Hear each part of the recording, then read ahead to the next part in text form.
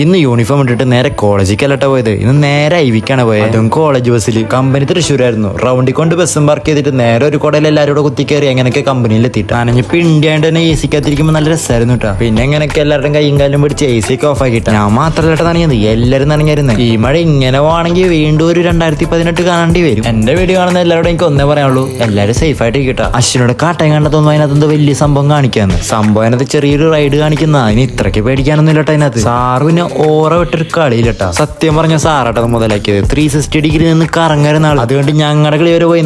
ഇതൊക്കെ എന്ത് ദ്രോഹാടോ.